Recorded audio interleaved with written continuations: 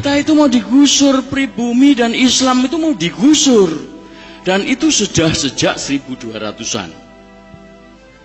1200-an itu sudah ada. 1200 apa nih? Tahun 1200. Oh, tahun 1200. Jadi sejak Kertanegara, sejak dikirimnya Mengci, lalu dipotong telinganya sama Kertanegara, itu indikasi Cina mau menjarah Indonesia, mau menguasai Indonesia, itu Nusantara itu sudah ada. Bagaimana Raden Wijaya menggempur mereka 40.000 pasukan Tartar, gabungan Cina sama Mongol, ketika mau setelah itu mendirikan Majapahit, itu sudah ada. Jadi ini semua itu adalah rekayasa. Dan rekayasa itu kembali sebelumnya lah. Jepang itu, atau pertanyaannya, kenapa Indonesia yang mau dicaplok gitu kan? Kenapa tidak Malaysia? Kenapa tidak Thailand? Kenapa tidak yang lain gitu kan?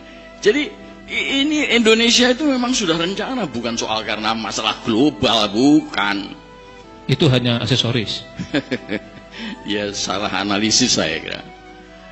Yang mau dicaplok itu memang Indonesia. Jadi Jepang itu mengatakan negara yang kaya raya begitu kok kemudian didiamkan saja. Kalau gitu kita manfaatkan.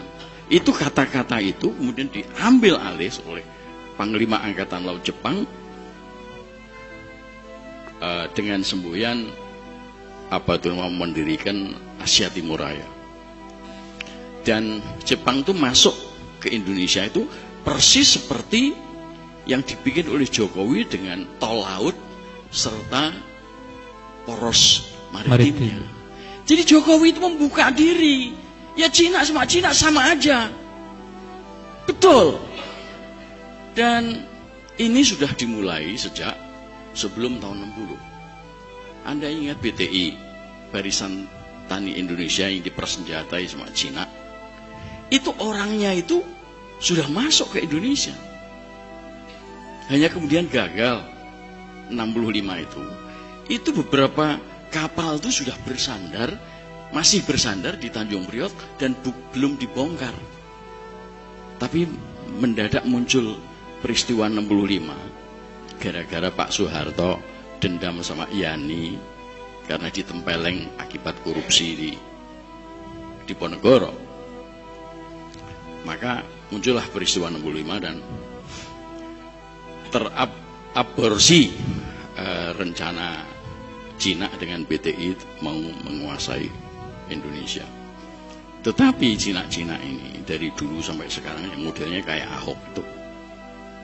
Ya, untuk menghadapi Kalijodo kan dia kumpulkan ada Pangdam, ada Panglima Kostrad, ada Danjen Kopassus, ada Lanut dan Lanut Halim, kemudian ada Kapolda. Cara mereka begitu, mendekati penguasa, khususnya TNI, ABRI. Pak Harto juga begitu kan, oleh si SES, si Limpianki dan yang lain-lain itu. Dan rencana mereka memang jelas, mau menggusur pribumi dan Islam, mau menjadikan Indonesia jadi Singapura. Itu sudah jelas. Apa yang mereka lakukan sekarang ini persis dengan apa yang dilakukan oleh Israel di Palestina. Persis menguasai industri, menguasai ekonomi. Habis itu menguasai wilayah. Dan Jawa Barat itu kenapa ada kereta api cepat dan lain sebagainya? Itu karena Jawa Barat itu orang-orang Sunda.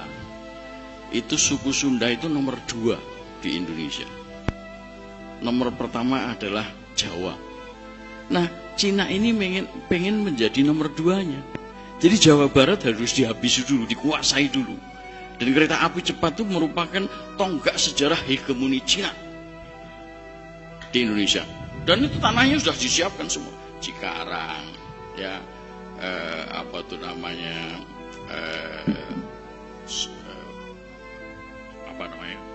Sinarland,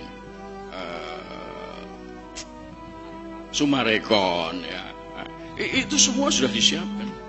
Jadi ini memang begitu. Kenapa tiba-tiba Jokowi memaksakan itu? Ya karena itu. Dan di UI kan tanggal 27 Februari tahun lalu didekatkan. Sudah disampaikan bahwa ada 10 juta orang Cina untuk masuk ke Indonesia. 10 juta. Nah, itu berupa buruh-buruh sekarang sudah ratusan ribu masuk ke Indonesia, ya. Di Banten, bahkan di Irian Jaya bikin pabrik serta sawah. Itu orang-orang Cina. Jati Gede, ya. Dan itu Sumedang, Majalengka sampai ke Kuningan tuh sudah disiapkan dengan industrial estate. Si sempat namanya anaknya Mohtar itu Jim Sriadi sudah menggalang dana untuk membuat pangkalan udara di Majalengka serta peti kemas di Cirebon. Ya, itu semua rekayasa, bukan sekedar rencana. Jokowi itu rencana, termasuk rencana. Kenapa Jokowi? Artinya begini. Pertangan asing juga besar, asingnya. Jadi Pak Harto harus jatuh, itu Amerika. Bill Clinton datang ke Indonesia 94, minta tolong sama Jim Sriadi supaya Pak Harto digulingkan. Akhirnya terguling juga, ya. Dan kalau Anda lihat konstitusi kita, kenapa Habibie tidak bisa sampai 2003? Karena dia menggantikan Pak Harto kan sesuai dengan konstitusi kita sampai 2003. Tapi kenapa ada pemilu 99? Itu bagian daripada rekayasa. Kenapa Undang-Undang Dasar 45 harus diubah? Itu rekayasa mereka, bagian daripada rekayasa mereka. Karena pasal 6 antara lain menyebutkan calon presiden harus pribumi asli dihapus. MPR dimandulkan sehingga tidak ada lembaga tertinggi negara. Ya, pasal 33 diubah sehingga menjadi kapitalis neoliberalis. Itu semua adalah bagian daripada rekayasa asing dan asing. Megawati ketika menjual Jokowi, ya, dari Juanda, Surabaya menuju ke Manila, ketemu John Kerry, ya, lalu berangkat ke Beijing ketemu sama Xi Jinping, lalu berangkat ke Washington bersama-sama dengan Yusuf Kala yang sedang umroh dipanggil ke sana. Apa yang dia lakukan? Dia menyerahkan proposal referendum di Papua untuk Amerika. Itu kira-kira bulan Agustus. Bulan September ada konferensi di Melbourne, Australia.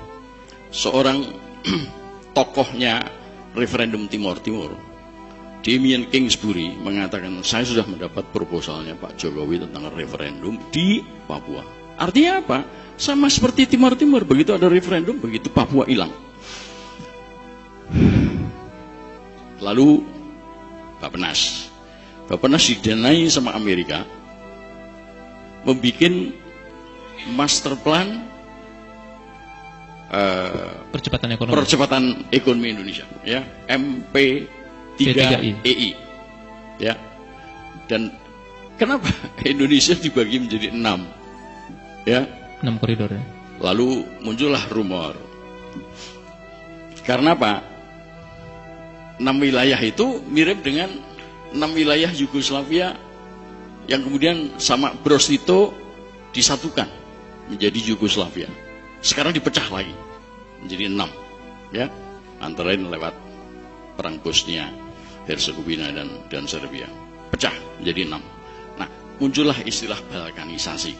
Indonesia juga begitu, kebetulan juga 6 juga, ya kan?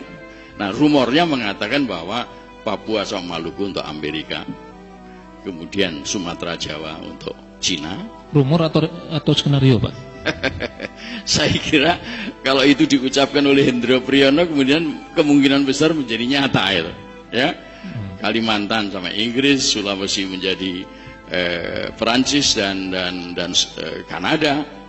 Kanada ini adalah negara pertama yang menjanjikan dana IGGI pada tahun 67. Ketika Pak Harto menyusun tim Sultan ke Jenewa dan membentuk IGGI. lalu Nusa Tenggara Barat, Nusa Tenggara Timur dan Bali itu Australia dan New Zealand. Jadi udah lengkap kira-kira. Tidak berarti mesti harus mereka itu menjadi negara-negara tersendiri yang lalu dikuasai mereka, bukan. Kemungkinan ya seperti Jakarta itu semuanya dikendalikan oleh si Ahok, ya kan? Nanti adalah pengendali protektorat semacam itu, ya. Katanya kan Papua Nugini itu merdeka, ternyata enggak kan? Dia di bawah protektorat Australia dan Amerika. Jadi semacam itu. Pak Bintang. Ya.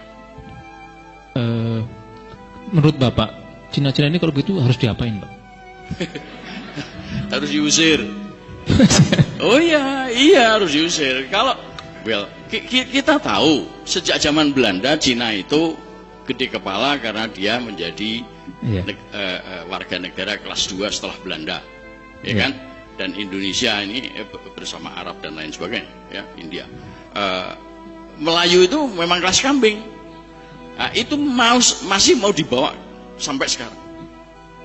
Jadi mereka itu memang merasa mempunyai kelas yang lebih tinggi dari kita.